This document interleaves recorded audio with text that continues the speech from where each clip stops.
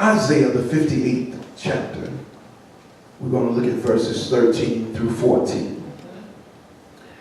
And it reads, "If thou turn away thy foot from the Sabbath, from doing thy pleasure on my holy day, and call the Sabbath a delight, the holy of the Lord honorable, and shalt honor him, not doing thy own ways, nor finding thine own pleasure, nor speaking thine own words, then shalt thou delight thyself in the Lord, and I will cause thee to ride upon the high places of the earth, and to feed thee with the heritage of Jacob thy father, for the mouth of the Lord hath spoken it."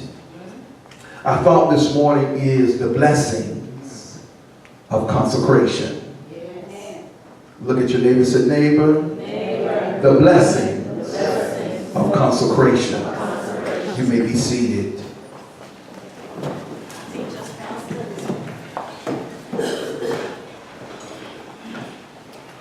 There are times in our life where when we will examine ourselves, we will find that there are aspects within our life that are in sync, that are in parallel to what God has said for us to do.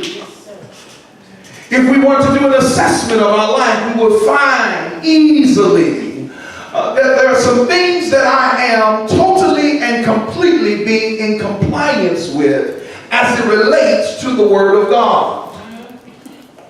But then there are things that I'm reluctant to address. There are areas which I am reluctant to look at, that I know that I am not in sync with the Word of God.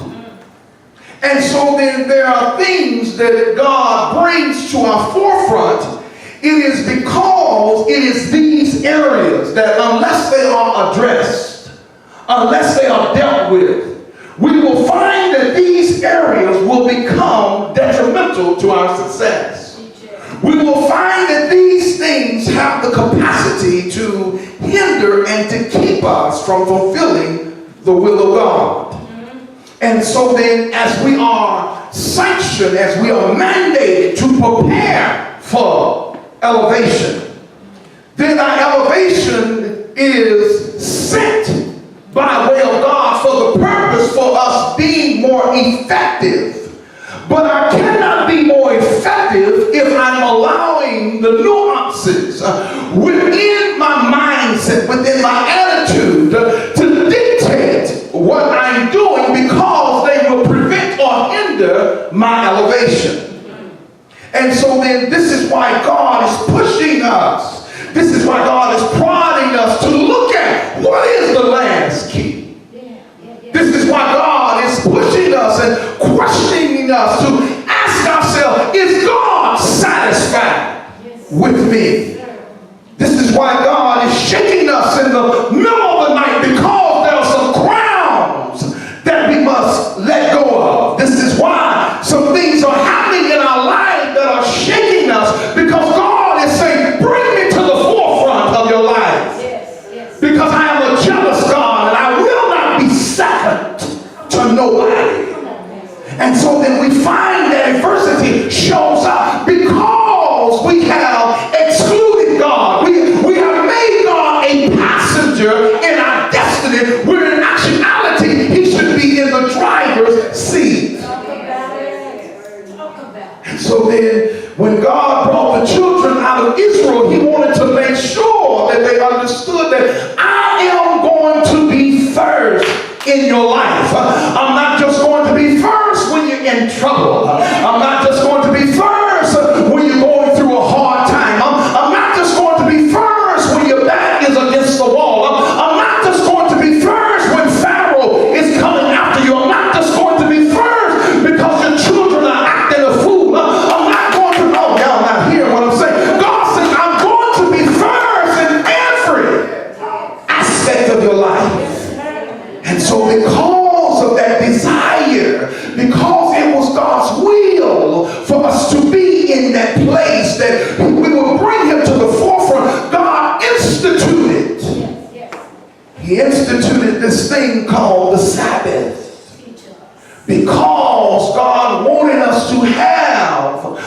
the guidelines, the parameters. God wanted us to have the barriers that would allow us, that would keep him in the forefront of our life. Yes, sir. And so he instituted this thing called the Sabbath. Now we know that the Sabbath refers to a day of rest. But the Sabbath was more than that. This is why in the book of Ezekiel, the 20th chapter, verse 20, he says, hallow my Sabbaths. Consecrate my Sabbaths. Acknowledge the presence of the Sabbaths. He says, why? Because they will be a sign between me and you, that you may know that I am the Lord your God. And so then Israel was charged to acknowledge the Sabbath day, because the Sabbath was instituted as an indication that God had entered into covenant with his people. Teach it. God instituted the Sabbath because he wanted there to be a visible representation of his presence in their lives. And so then he tells them by way of Ezekiel, make sure that they would hallow my Sabbaths. That they would know that these are holy times. And that these times must be adhered to. Because the adherence to the Sabbath was a sign to the world that the children of Israel were a peculiar people. This is why they were declared or told to mark them as holy days. And if they were to do this, then they would make them holy people. And so then, by the fact that they would rest on a particular day and offer up a sabbatical worship, then it made them look different from everybody else. Oh, come on. And so then, by the fact that they would look different, it caused them to be a peculiar people. This is why when we talk about the Sabbath, it's really about a life of consecration. Because when we say peculiar, that means that I'm going to act differently than everyone else. I'm going to think differently than everyone else. I'm going to react differently from everyone else. It does, watch this, saints of God. Consecration does not mean I'm going to have different issues. It means I'm going to respond to them differently.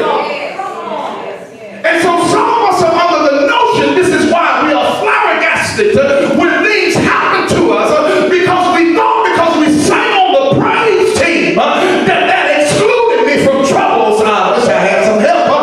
That some of us are under the notion that just because I serve on hospitality, that I would be dismissed from hardship. But the truth of the matter is your consecration that then teaches you how to deal with the adversity that shows up in your life. And so that's what makes you peculiar. And so then you have to understand that this life of consecration means that you ought to have a unique lifestyle. That there ought to be certain behaviors, because it is those behaviors that will set us apart, that signify there's something different about you. And see, the truth of the matter, some of us are scared to be different. Because when you're different, you're going to be mocked. When you're different, you're going to be persecuted. This is why Peter tells the church, he says, you need to understand that you are a chosen generation, a royal priesthood, a holy nation, a peculiar people. And because you're peculiar, that means there ought to be some distinction between you and the world. This is what the Sabbath day was. It was to signify that they were different from the world. Yes. And so then how can we be different from the world when our responses are just like the world? How can I say that I'm a chosen generation when my actions do not exemplify that I have been chosen? And so then this consecration is designed to bring us to a place where we examine our behaviors. How are you acting when people say stuff crazy to you?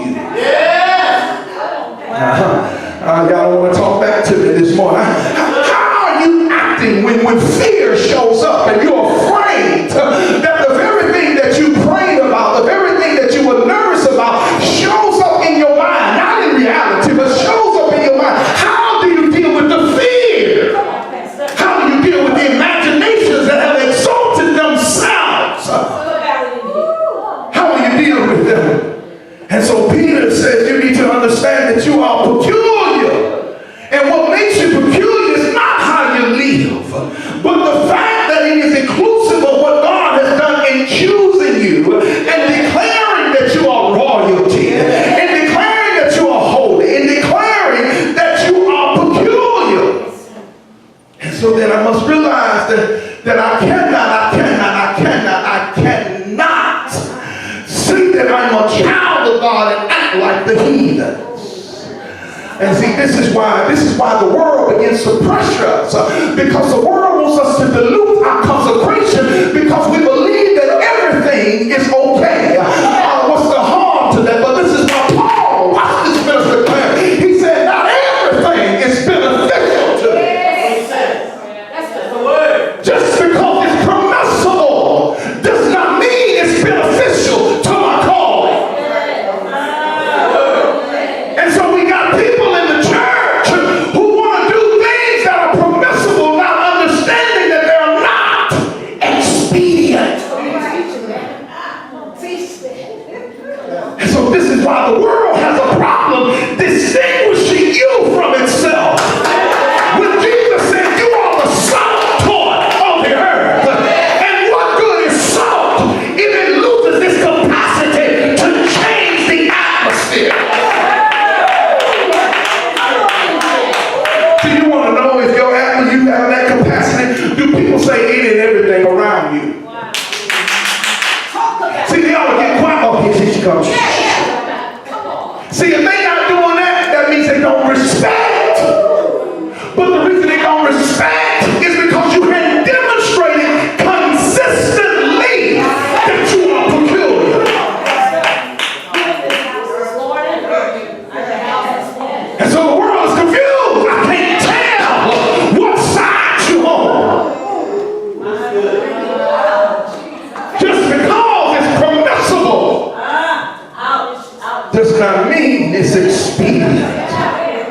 And so this is why I say you ought to be mocked when people say, oh, you think you're all that. There you go. You're right, because they say I'm royalty, baby. I do think I'm all that, because he said I'm chosen. I do think I'm all that, because he made me holy. I do think I'm all that, because he saved me, because he raised me, because he picked my feet up and set them on a solid rock. Yeah, but I think I'm all that. Yeah. And so we started, no, I ain't saying that. I ain't conceding. There you go. There you go. You done lost it right there. You done lost it right there. Because how can you get the world to understand things that are not of the world? I'm going to say it one more time. How can you get the world to understand things that are spiritual? Yes, sir. You in the house. This is why Paul told the church in Corinth, he said, had they known who Jesus was, they would have never crucified him. And so then we're apologizing to people because we are peculiar. But you ought to know that you're peculiar because you've been redeemed and that you've been purchased. Look at your neighbor and say, neighbor, I'm a purchased possession. That means I'm not cheap. That means I've been redeemed by the blood of the Lamb. I've been bought by God for God. Y'all not hearing what I'm saying? God bought me for himself, by himself. And see, this is why you have to understand. This is why I don't understand why we sell ourselves so cheap when we weren't cheap in the beginning. God didn't send no bullets to pay for you. You were more expensive than that. God didn't send no oxen because you were more expensive than that. But what he had to do, he says, I got to send something that's precious to me so that they will know if I will give up something precious to me, then they must understand that they are precious in themselves. Because I would never give up something precious if I was not going to acquire something that was very expensive. High five your neighbor and say, neighbor, I'm not cheap.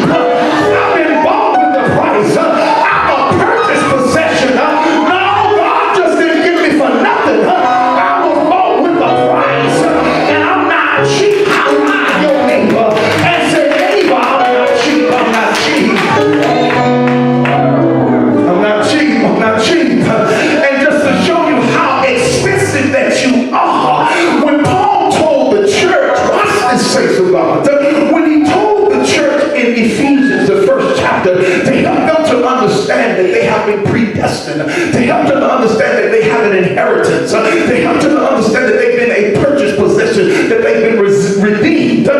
You go back to the book of Acts, Lady Benton, when he says, elders, I need you to understand something too, because not only do the people need to know that they're expensive, I need you, because I've made you an overseer of them, that they are also, y'all not hearing what I'm saying in this place. And so this is why he tells them, guard my flock. You know why I need you to guard them? Because they're not cheap. Y'all not hearing what I'm saying. I need you to guard them because I done purchased them with my own blood. I purchased them with my own son. And so you need to understand, elders, in as much as I put you over them, you better guard them with your life, because I gave up my son's life for their life.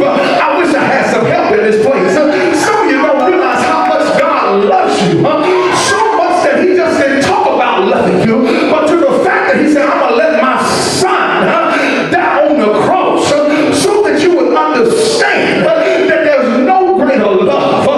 No greater love. I could give you presents, but that wouldn't let you understand my love. I could give you a house, but you still won't understand my love. I could bless you with promotion, and you still won't know how my love was. I could give you a husband, and you still won't know how my love was. But if I really want you to understand the magnitude of my love, then I got to give you something that would encompass the greatness of my love. And so I sat on my throne, and I began to look out through time. And when I looked through time, I didn't see nothing in the 16th century, so I had to back up. I didn't see nothing in the medieval times, and so I had to back up. But then I went and found somebody before Adam showed up that was sitting right next to me when I said, let us make man. And the one I found was my son, my only begotten son, and that's who I said.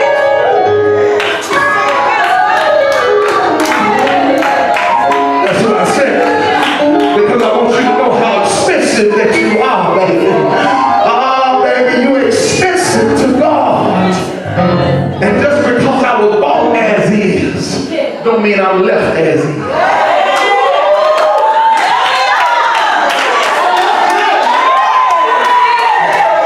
I know y'all ain't got that right there. Just because when you look on the window and you saw the sticker, it says as is and no warranty. That doesn't mean when God brought me into his own body shop that he was going to leave me as is.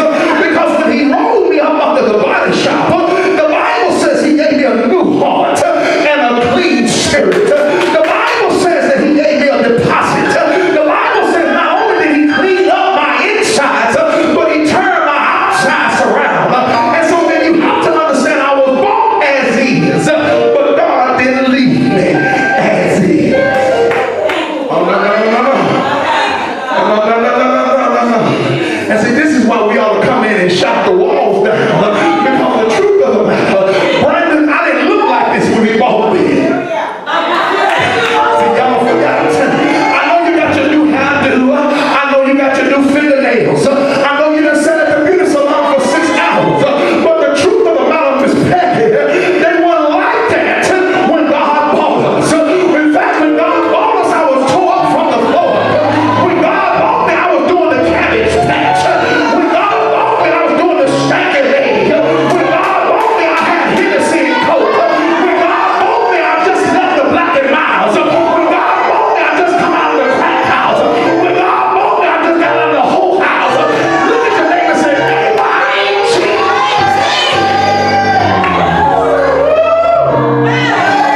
Now, don't sit up here like this how you did all your life. No, God bought you as is, but he didn't leave you. No, just because you got the Michael Kors purse. No, you didn't always have that. No. And so this is why we have to understand that because I know that God has chosen me, then I've chosen to respond to my selection by living a life that's reflective of this selection. I'm going to say that again. When I come to the conclusion that God bought me, that he chose me, then it then warrants, watch this, saints of God, let me teach you this real quick. Don't miss this. Whenever there's a divine instruction, there must be a divine response. You cannot give a natural response to a divine instruction. Are you hearing what I'm saying? When there's a divine, watch this, Sister Kathy. When there's a divine, a holy, a godly action that has been demonstrated or released, I'm then compelled to render a divine response. Are y'all hearing what I'm saying? And so then, because I know that I've been chosen, that was divine. That was divine. I've chosen, because I know I was chosen, I now decided to respond to my selection, not by doing things in the natural, but now consecrating my life. Are y'all hearing what I'm saying? Because if I'm now a purchased possession, and I've been purchased to be set apart, then my question is, what do you do with expensive stuff? I see where you're going. Come on. Okay, let me say it this way. What are you doing with yourself? Come on. Okay, let me help you out. You know. Can I talk to you for a minute, brother? Kenny, brother? Kenny, can I talk to you for a minute? When we have company, my wife goes in and pulls out some china that we don't eat on. Now, as long as it's just her and I, we eat our paper plates. But if you come over, we're not going to give you a paper plate at first.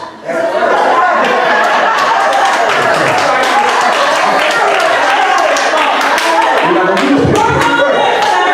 Because you are a special guest. And to signify to you how special you are to us, we dare not respond by giving you plastic. So what we do is go get the china that we don't hardly eat out of, other than with Thanksgiving and Christmas. Not only do we go get that china, but we don't sit you at the breakfast table because you're not ordinary. Y'all not hearing what I'm saying. When I bring you to a big table where there's arms on the chair, y'all not hearing what I'm saying. Where there's still plastic in the seat, y'all not. And so this is my question. What are you doing with yourself? Because if you're expensive, you will not be doing cheap things.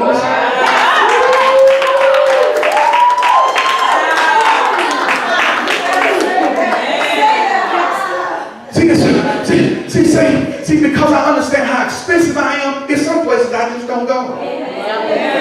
Royalty just don't go anywhere. But see, what get in y'all head is, you think you all that now, you think you better than that. You just missed it. You missed it. He said, if he wanted me to stay in those places, why select me and pull me out of them?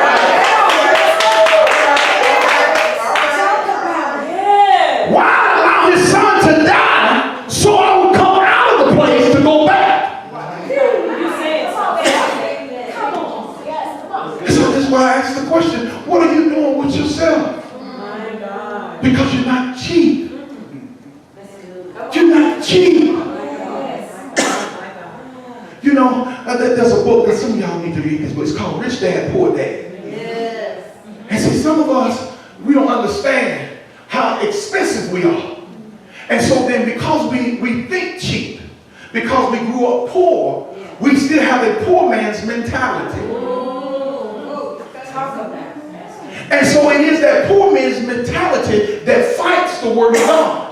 Because the word of God says I'm blessed going in and blessed going in. I'm the head and not the tail. That fights the poor mentality that I was reared with. And so then, except that I understand that I'm not cheap, that I'm expensive, then my behavior follows my inexpensive attitude. Yes. Yes. Are y'all hearing what I'm saying? I got to move on. I can't get stuck there. You just look at your neighbor and tell them one more time. Say, neighbor, I'm not cheap. I'm not cheap. I'm not cheap. You're not going to get me because you take me out to Applebee's. No. Okay. Yeah. So I wish I could talk to the ladies in here. When you're looking for your spouse, you need to understand. No, baby, just because you give me the keys to your car, the keys to your house. No. That's still cheap. No. If you really want to purchase me, then you got to do something on the same lines as the one that bought me. And the only thing that you can do on the same plane as the one that bought me is to lay down your life. Y'all ain't ready. You still going for because he bought you a 3-carat diamond ring. Really, baby? Can I tell you why that's really nothing? 3 carat, 10 carat, 50 carat. You know why? Because other folk got 50 carats too. So he's not even giving you something that's original. So the only way he can give you something that's expensive and original is to give you himself. Y'all not hearing what I'm saying. Y'all ain't ready for that. Y'all set out for the diamond ring. Go ahead. See, look, lady, look, you see? Nah, I don't see. Where is he stretched out over here? You say, why you say that, Pastor? I got to hit you with this one. Because the Bible says, husbands, love your wives as the church and gave sacrifice. Stretch out. So if he's not stretched out,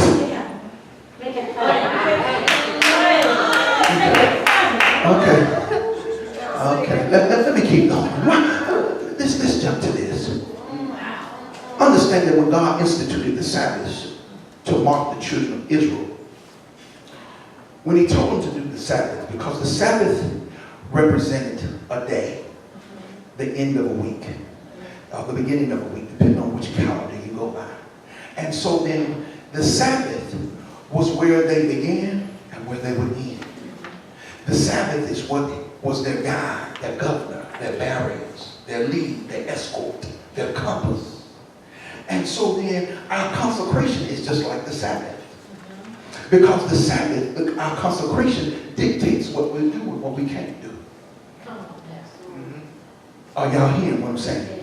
And see, there are 3 reasons why God marked the children of Israel, why he's marked us. Number 1, watch this, go to this one. He says that, number 1, we are his and that we belong to someone. The purpose of being marked is so that people understand that I'm a possession. I'm already under new management. I'm already taken. In other words, I'm already spoken for.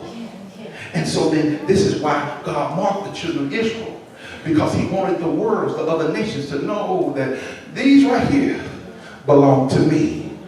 And the reason they belong to me is because you see a set of behaviors that's different from yours. Number 2, the reason why he marked them was because we are different. We're peculiar. We're chosen. We're holy. And so then God marks us. Our consecration marks us or identifies to the world that I am peculiar. My consecration helps you understand that I recognize that I have been chosen. And so then the purpose of the marking is so that we would understand that we are different. You are called to be different. And so then the 3rd reason is because we have a glorious purpose, because we've been set apart. And so when God purchased us, he just didn't purchase us for free to do nothing. He set us apart because there was something, there was a glorious purpose that God had in mind. And so understand, when the children of Israel observed the Sabbath, Because the Sabbath came around every 7 days, which means it was repeated. And so when they observed it repeatedly, the reason he instituted it, so that it would become a part of their lifestyle. It would become second nature. So in other words, my consecration is supposed to be second nature. I'm supposed to live consecrated daily. I'm not supposed to come in and out. You know, the old folks used to say, I'm going to lay my religion down. Which means you can pick it back up. So why would you lay it down? Because I know, watch this, because I know, Elder John, that what I'm about to do is in contrast to my... That's right. That's right. And so then we cannot vacillate between in and out of our consecration. Because sometimes we want to be like the world, then sometimes when we get around saints, we want to be spiritual and holy. Look at your neighbor and say, neighbor, make up your mind. Make up your mind. Which way are you going to be?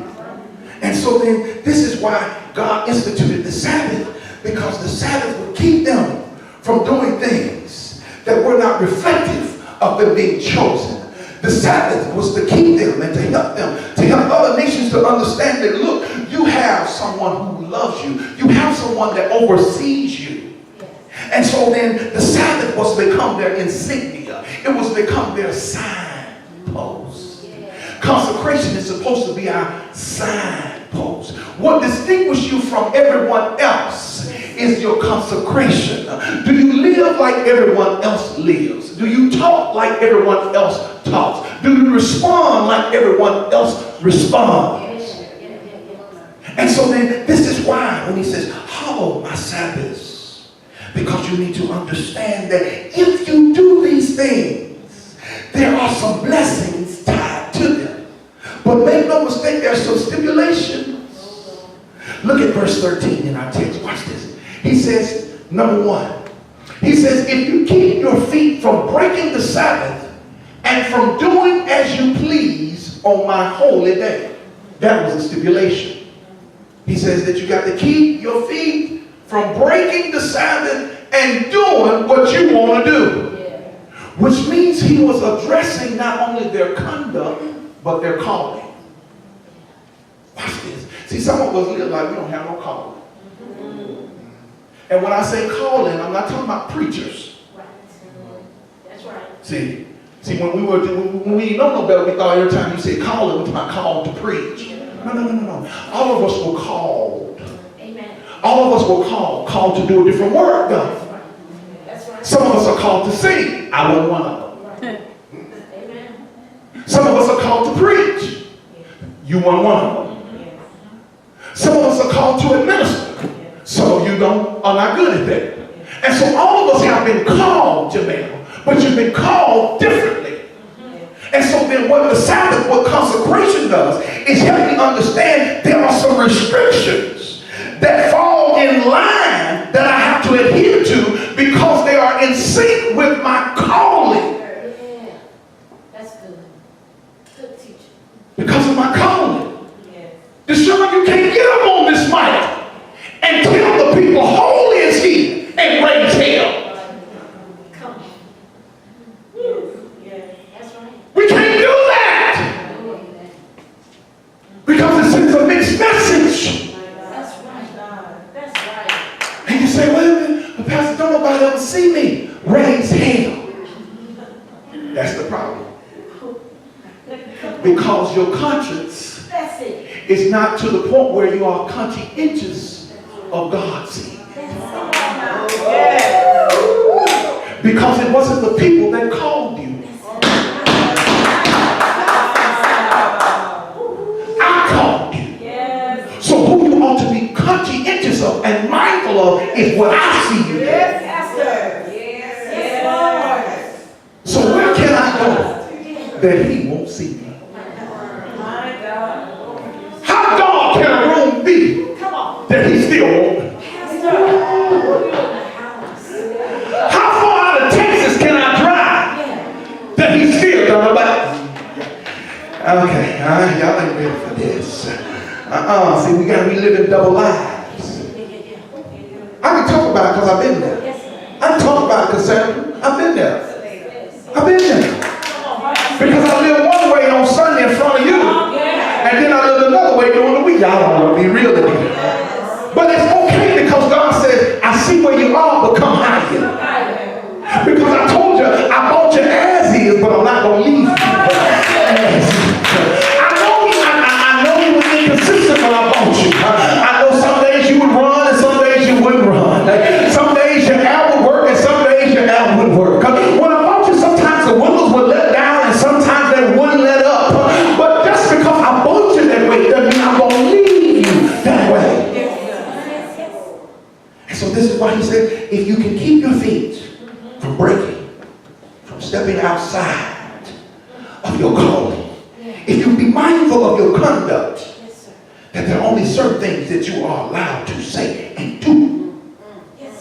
That's one stipulation. He says the second one, he says if you call the Sabbath a delight and the Lord's holy day honorable, when he says that, he speaks of commitment and consistency.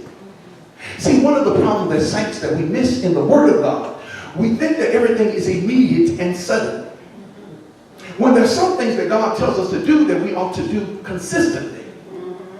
And so then our commitment is indicative of the consistency that we have. Okay, let me help you out. How can you be committed when you're inconsistent? And so if you are committed, then consistency follows. Yes, sir. That's right. But you're not committed if you're inconsistent.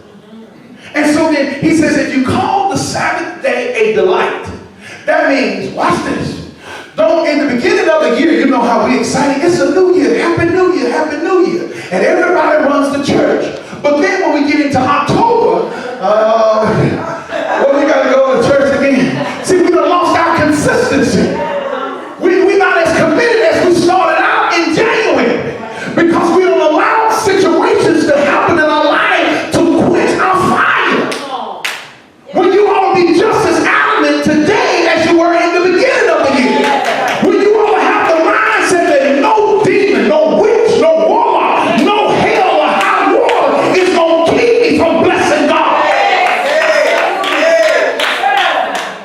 So this is why the Sabbath was instituted, because God said, consistent, I need to see your commitment to me. The third stipulation, he says, if you honor it by not going your own way, oh Lord, and doing as you please, or speaking idle words. He's talking about submission and surrendering. He's talking about humility. He says, if you honor the Sabbath, if you honor your consecration, if you acknowledge your consecration, then that means you have submitted yourself to the will of God. Because they were commanded to keep the Sabbath. Rain, sleet, or snow. Keep the Sabbath. I don't care what's happening. Keep the Sabbath. I don't care if nobody else keep it. You keep it. I don't care how you feel. Keep it. I don't care how much money you got. Keep it. And so then, when he says this, he says, if you honor it, you can't do your own way. You can't go at it your own way. The Bible says there's a way, Clarence, that seemeth right, that looks right, that feels right, sounds right, smells right, walks right, but it's not right. Because the end thereof of my own way is destruction. And so then I must realize that if I'm going to be consecrated, then there's a way I must do things. There are certain ways, saints of God, you can't do. Yes, Lord. Because at some point, watch this. This is why I say this is why we ready for this, Lady Benton. Because we want to be still as is. But the truth of the matter, Teresa, there's a certain amount of pressure. Really. There's a certain amount of pressure that I'm now compelled to respond to. Because I cannot do what I want to do. And then say, well, you know, ain't nobody perfect.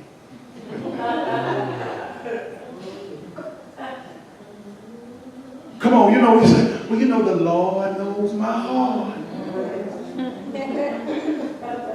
And my response to that, do you know his though?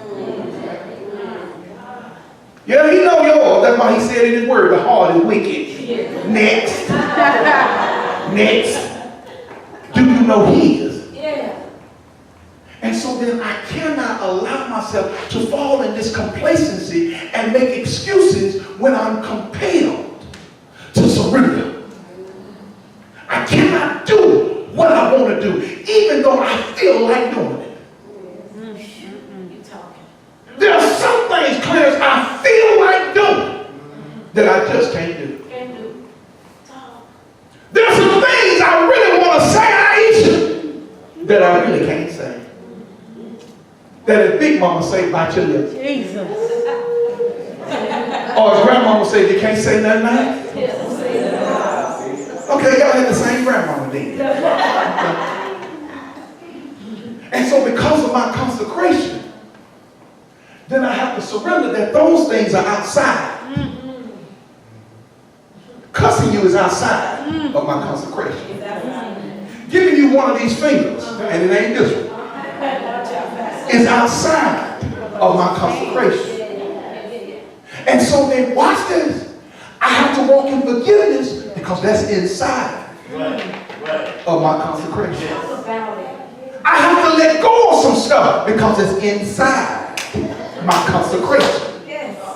Y'all don't want to talk back to me now because we still justifying why it's happening, why I ought to be, I'm using this thing to keep. No. What should be your governor is this right here. Your consecration governs you. Your consecration lets you know what you can do, what you cannot do. Yes, sir. That's good teaching. And so then he said, if you're going to honor the Sabbath day, not go your own way, not do your own thing, not say what you want to say because you got a tongue, I got a mouth, I can say what I want to say, your neck get to rolling. Y'all won't do that no more, do you? That's good. I hope you don't. And so then that's what's in. But then he said, if you do those three things, then there's three blessings tied to it. Watch this. He said, number one, you'll find your joy in the Lord. Which means he says, if you delight yourself in me, then I'll give you the desires of your heart. See, my desires, my petitions are found within my consecration. Can I tell you about some blessings or some prayers that I've answered, Deshaun? They outside of your consecration. You asking for stuff that's outside of your consecration. Wow. Or we're asking for something that violates someone else's consecration. Wow.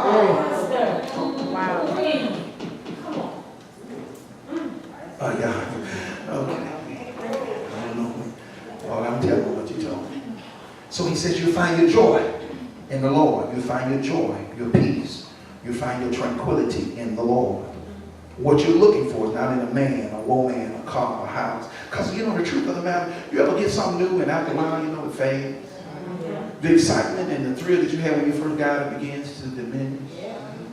If you don't think it diminishes, look at how you're keeping it now. You know, when you first got your car, no eating. Now we go to the car. Move that cup over. Remember when you first got your house? Take your shoes off, take your shoes off. Girl, don't worry about it. Come on in here.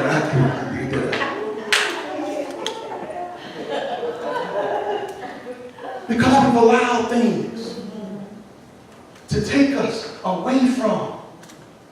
And we've tried to find joy in stuff, in people, in material things. And that's why it doesn't last. But he says you'll find your joy in the Lord. Because the joy of the Lord is your strength. The second blessing he says you have, he says, I will cause thee to ride upon the high places of the earth. Which means he says, I'm going to make your feet like hinds feet and set you upon your high places. And so then if I'm going to overcome the things that show up in my life because of my consecration, God will elevate me to a place where I can deal with those situations. Because how many of you know, Nikki, the situations show up in your life to push you outside of your consecration? Yes. Because watch this, precious. If I can get you outside of your consecration, you're now exposed. If I can get you to say something stupid, and and go off on somebody and put you outside of your consecration, no longer do you have God's backing. But as long as you stay within the jurisdiction of your consecration, now God is obligated. Wait a minute, hold on, I'm going to set your feet. I'm going to make your feet like hinds feet. I'm going to give you the abilities to triumph over this situation.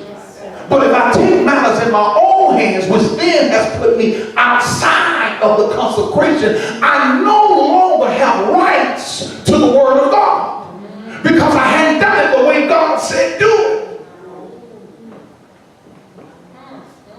This is why the enemy comes at you. This is why there are little things you say get on your nerves. Well, we want the little things that get on our nerves to go away. No, get rid of the nerves.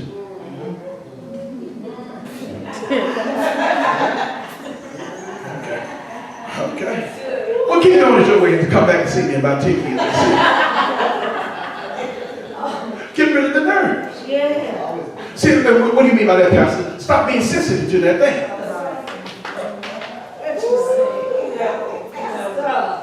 Are you hearing what I'm saying? That's why he says deny yourself. Crucify the flesh. So that when you say other stuff to me, that area that used to be alive that will respond to that, did you say something? Come on. See, this is why the first lady I love you. Because you're good at that. I'm trying to get there because I'll be still down here.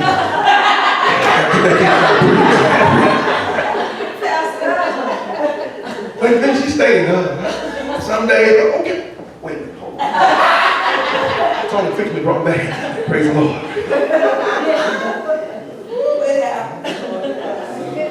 And so then when we do that, we have no rights to God's authority.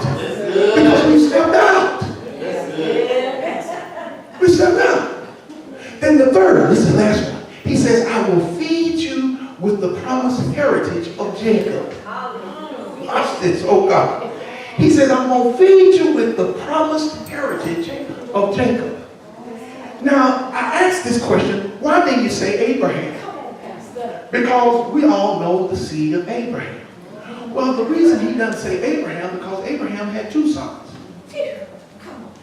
Isaac and Ishmael. Right? So he didn't say Abraham. Well, he didn't say Isaac. Because Isaac had two sons, Jacob and Esau. He said Jacob because he wanted us to know specifically that there's some things because of your consecration that is exclusive just to you. Yes. Yes, sir. Because you remember when Abraham, even when he had Ishmael, he did tell Ishmael, I'm going to still take care of him. Did he tell Hagar, I'm still going to take care of Ishmael, right? He said that. Right? Okay. No, this is why you have to understand your consecration affords you some things that are exclusive just to you. That's good.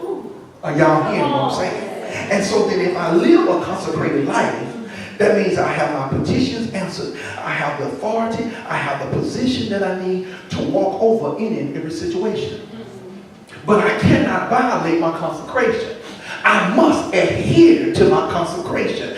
I cannot step outside my consecration. Because this is why Paul says, for I reckon that these present sufferings are not worthy to be compared to the glory that shall be revealed in us. And when he says, for I reckon, that means he thought about it. That means he computated, he tabulated. That means he begins to do an assessment. That means he evaluated. That means he looked at his life and he said, you know what? It's better if I stay in my consecration than when I go out my consecration. Because when I look back over my life and I wonder why I'm in the pitfalls, Mario, or I wonder why some things detrimental start happening to, I can always trace it back to the fact that I stepped outside my consecration. Y'all don't want to be real.